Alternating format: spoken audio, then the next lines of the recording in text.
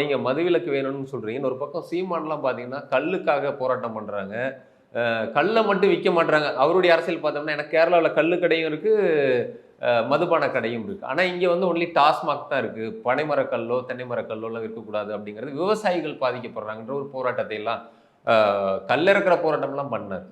இந்த போராட்டத்தை எப்படி பார்க்குறீங்க? இந்த அரசியல் எப்படி? அதாவது இப்போ வந்து டாக்டர்ஸ் பிரிஸ்கிரிப்ஷன் பண்ணுற போது இந்த மருந்து வந்து குழந்தைகளுக்கு பக்கத்தில் போயிடக்கூடாதுன்னு வைப்போம்.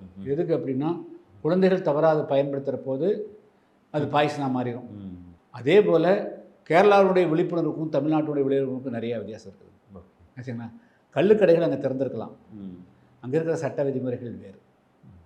அங்கே கலப்படத்துக்கு வாய்ப்பே கிடையாது, ஒன்றே போடுவாங்க கலப்படம் பண்ணால். ஆனால் இங்கே அப்படி இல்லை, புறப்படுற போது கள்ளுக்கடையாக தான் வரும், இந்த கலப்படக்கல்லாக தான் வரும் கல். அங்கே சட்டத்தை அமலாக்குறதுக்கும் இங்கே சட்டத்தை அமலாக்குறதுக்கும் நிறைய வித்தியாசம் இருக்குதுங்க. ஸோ இங்கே சட்டம் அமலாகாது.